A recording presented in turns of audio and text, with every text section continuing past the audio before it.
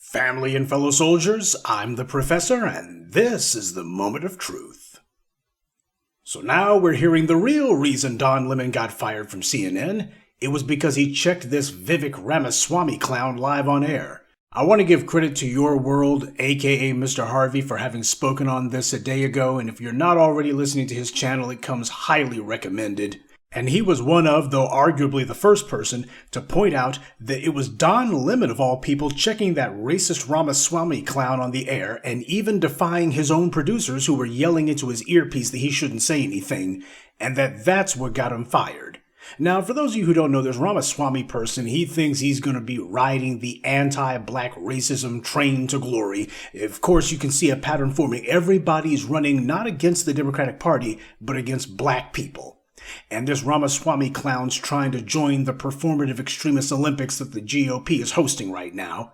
He's not running on low taxes or higher spending for the military. He's running against black people. And he's trying to be as ridiculously absurd with that as he can, saying that he will say what the experience of black people is, because apparently he knows more about being black than black people do. And of course, his idea of black is, there is no racism, there's no problems at all, black people just make this stuff up. And this guy's been at this for a while. I mean, he talks all kinds of trash about black people. And when he was on CNN, he repeated his tired, stale, pathetic spiel, like how he claimed that compared to 1865 or 1964, black people absolutely have equal rights in this country. Compared to that? That's a hell of a large spread of time, isn't it? 100 years? In one case, you had black people in literal chains, and in the other, the chains were forged throughout the social institutions, and those chains have yet to be broken. Using his line of rhetoric, he could easily have said that compared to 1865, black people in the 1960s had equal rights. You can compare anything to chattel slavery and say, oh, well, hell, you've got it good compared to that, don't you? I mean, it's hard to have less rights than being in chains and literally treated, abused, and murdered as mere property, right?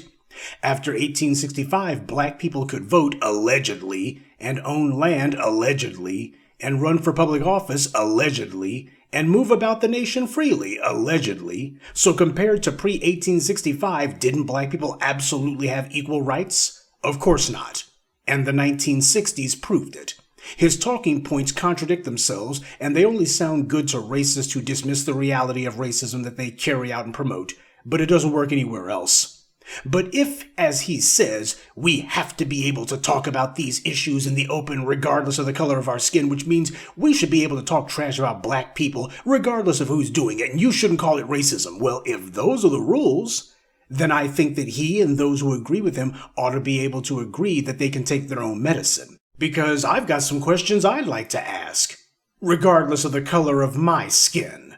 I want to know, why is it that so many Asians, especially Southern Asians like Ramaswamy and Nikki Haley and Bobby Jindal and Dinesh D'Souza and even Mindy Kaling's brother and Kamala Harris, all of these are first-generation immigrants who were only able to come to the U.S. because black people made it possible for them to get here. We changed the policies. And we also made it possible for them to get jobs and an education when they got here. They had opportunities that we made possible. They didn't fight for them. They weren't even here. We were the ones who did the heavy lifting. We did all that.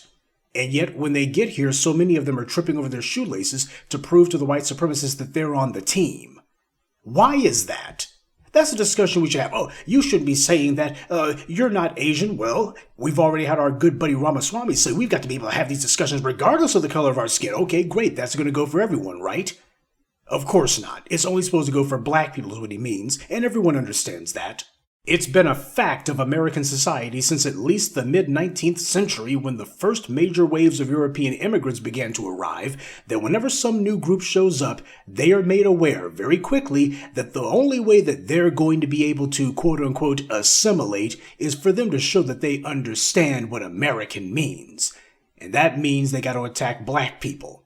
From the Irish emigres who had been enslaved and brutalized by the British for centuries, but when they got to the U.S., they put all that aside immediately and started with the draft riots, killing black people, lynching black people in the streets, all the way up to the present. The litmus test for immigrants, to prove that they can get on the good side of the dominant society is to attack us. And everybody understands that's the price of admission if you want for the white supremacists to go ahead and give you honorary oppressor status. Everyone understands that. Congressman Ro Khanna of California is about the only one who I've seen who has actually bucked that trend and admitted that black people fought for the immigration reforms that made it possible for people like Ramaswamy to even be here. And that we fought for the opportunities that made it possible for him to even be able to run for public office. But what I want to know is, why is Ro Khanna the only one saying that? Shouldn't there be a whole army of Asians saying that? Because that is the history. That's the question we should be asking. That's the conversation we ought to be having. And speaking of discussions that we really ought to be having, the white media is finally pulling up the rear and asking if maybe Don Lemon's rebuke of this Ramaswamy chump was the reason that CNN fired him. Yeah, like I said 2 days ago, that whole canard that the white media has been spreading about how, well, the reason was that he offended middle-aged white soccer moms with his past her prime remarks about Nikki Haley. That didn't sound right at all to me. It sounded and smelled like white media spin. They wanted a flimsy pretense that they could use, and they went with that one. But this one, the one about Ramaswamy, that makes a heck of a lot more sense. CNN has been moving to the right for a while now, and they haven't been making much of a secret out of it. Everyone can see it. Their ratings have been floundering for years, and it's really gotten bad the last couple of years, and now they're changing their business model.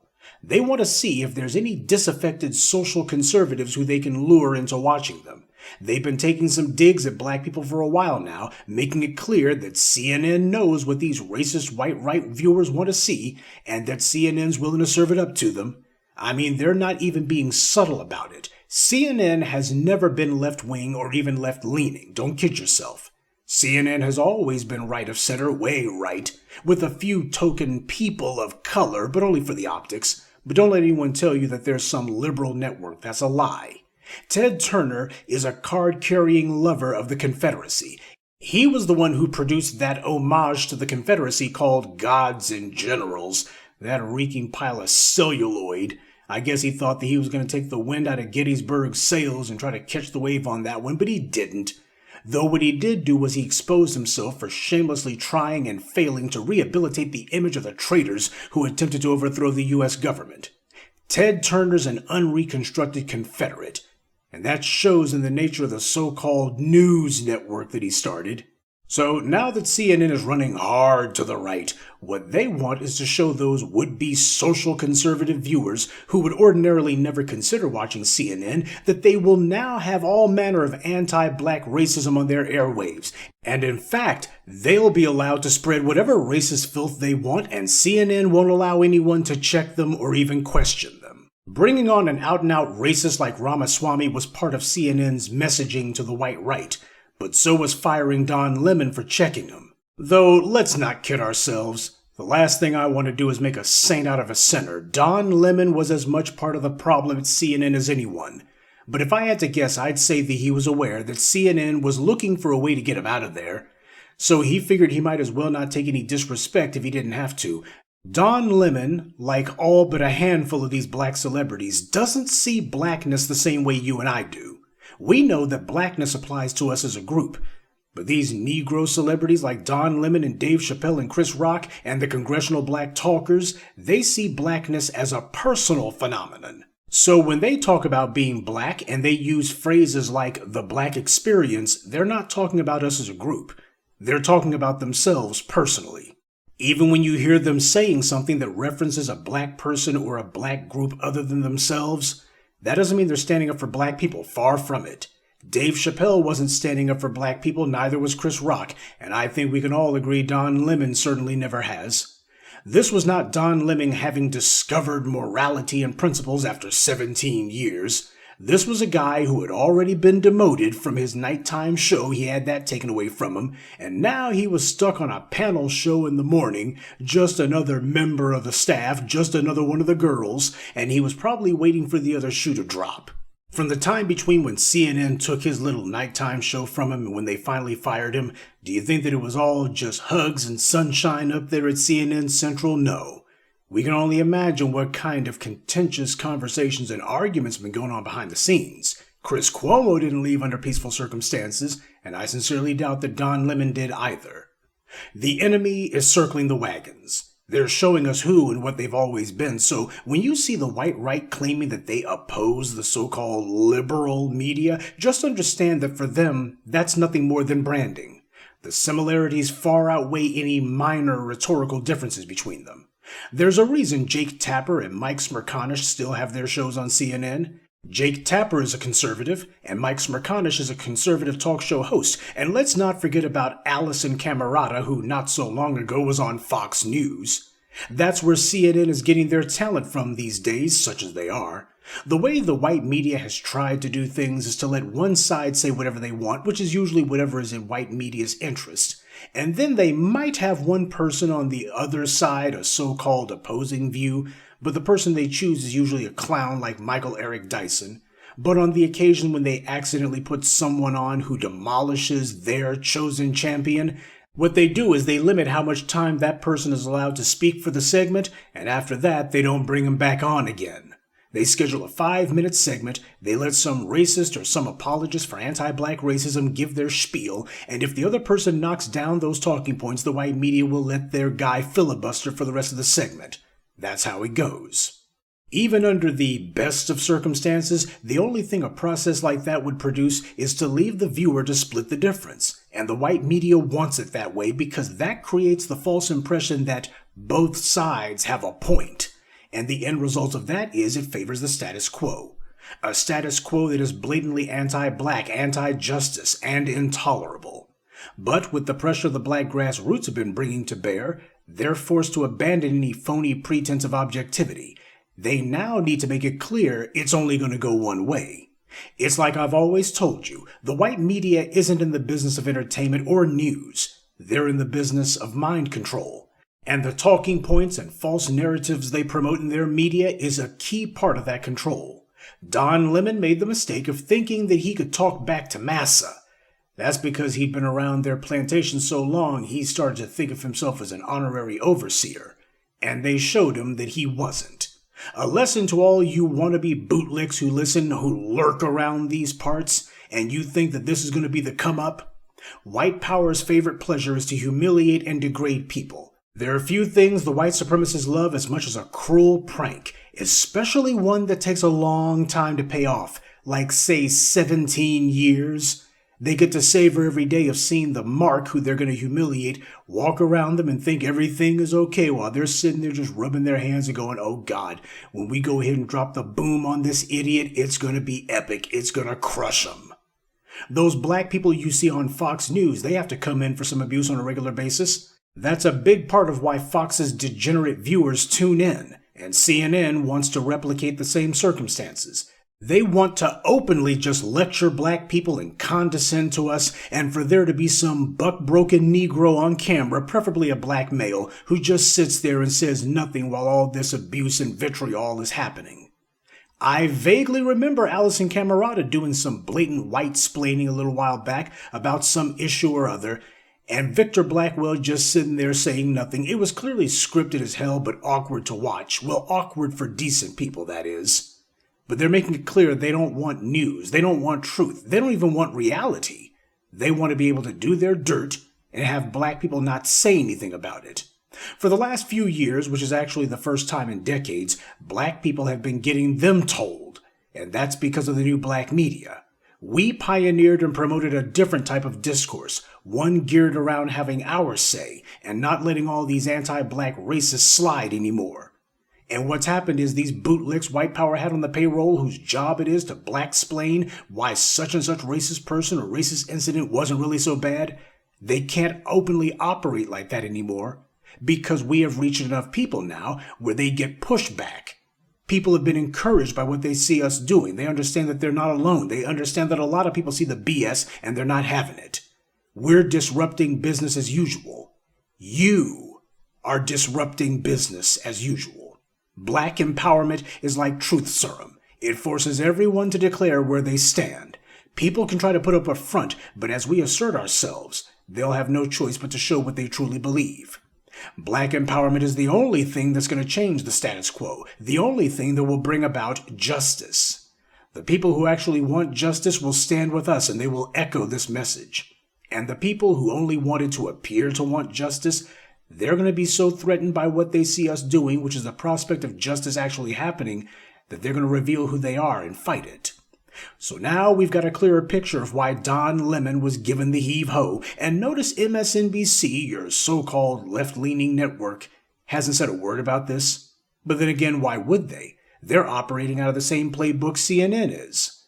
They purged their black puppets until all they got left now is Joy Reid, Simone Sanders, Jonathan Capehart, and occasionally Al Sharpton. No word from MSNBC about their ostensibly sister network clearly moving to the right. Professional courtesy, I suppose. Surely you would think that Joy Reid would call out the hypocrisy, or Jonathan Capehart maybe. If the problem is that the right wing has become nothing more than the front office for American fascism, then CNN making its move to the right would surely be newsworthy. They would have to look and say, man, the times are changing. Look what CNN's doing. Surely they have the ability to call it out, right? Because that's the problem, right? They can call out CNN making their channel into a safe space for anti-black racists, can't they? Apparently not. And that tells you everything you need to know about the management at MSNBC. They don't mention it for the same reason that the Democrats never call out these right-wing think tanks, because Democrats use the same tactics. Their job is to put forward an illusion of choice, and that's a crucial element of mass mind control. People only rebel and only tear down the power structure when they feel they have no other choice. So it's paramount to con the people into thinking that they have someone who's going to speak for them or act in their interest. That way the people will just sit on their hands while they continue to be stripped of what few rights and few opportunities they had left, starting with the opportunity to change things. You have no real option at the ballot box any more than you do with the television box. See, Don Lemonade learned the hard way that his white media paymasters never liked him and never respected him. And you can bet all the rest of these cable news Negroes have been put on notice what can and most likely will happen to them if they speak out of turn. Their little old cable news show is the best job they've ever had. It pays well and it lets them pimp the occasional books that they scribble out. But they know that they can't challenge the status quo. They can barely mildly criticize it. Don Lemon defied his white producers one time for a single instant, and that was all it took for them to say, okay, now he's going out the door. And to cover CNN's tracks, you see the rest of the white media, even your so-called white alternatives and such, they've been all towing the exact same line. Well, let's go ahead and dirty Don Lemon up. Yeah, anything but telling the truth. And the few remaining handful of Negroes at these white media stations, they are fully aware that there's a revolving door when it comes to these TV networks. The white producers and editors and vice presidents of these cable networks switch from one network to the other the same way their viewers switch from one channel to the other. The same white producers who canned Don Lemon could be at MSNBC next month and vice versa. Don Lemon has finally figured out, too late, that he didn't have the luxury of believing things about the nature of the propaganda arm of white supremacy that weren't true. He was willfully confused. But we can't afford to be. The so-called liberal media is slowly but surely exposing what they've always been, and it has been specifically the issue of black people that has made them reveal the truth. At least the few dunderheads who still clung to the lie that CNN wasn't trying to become the next Fox News, they just got proved wrong again. As Dr. Noam Chomsky said, it's the most sophisticated form of propaganda when something presents itself as opposition, when in reality it's actually support. The minor things that the so-called right-wing and left-wing media argue over, even things like the 2020 election, that's just them having minor bickering and spitballing about which one of them is going to hold the whip. There's absolutely no argument amongst them about who that whip is going to be used against. Why is it this way? Well, what you're seeing is not people who are angry. What you're seeing is power tripping. They're trying to prove that they still have the power to strike at us, like a criminal who burns down a house just to prove to himself that he can do it. They haven't gone off the deep end. They went over it a long time ago, and it's no use in trying to call them back, though some have been silly enough to try it. The sin here wasn't that Don Lemon was working at CNN. That's not a sin at all. The sin was he didn't want to be honest with himself about the nature of what it was he was doing. He wanted to pretend as if there was something virtuous about it. He had no problem bringing black people in for some abuse until his white paymasters made it clear that they were tired of looking at him, and at that point, he finally figured out what everyone else knew all along. And I'll bet you anything that Don Lemon, when he's crying in his pillow, he's going to be wishing that he hadn't let them play him for such a fool. But the reality is, the white media, these white supremacists, they know they're Negroes. They know when they got themselves a pretty dumb one who's going to go along with the okie doke until they finally kick him in the behind. By then, it's going to be too late for him to do anything about it. No matter what you want to think about him, Don Lemon is living proof that ignorance is bliss and stupidity is divine. Good day, and be one. I'd like to take a moment to mention some of our contributors. Starlet Thompson, Sherman Marshall, Moshe Ben Abraham, Keegan Compton, and Sakina Collins. Salute to them, and thank you to everyone for listening, liking, and sharing this message. Black empowerment only exists because of you.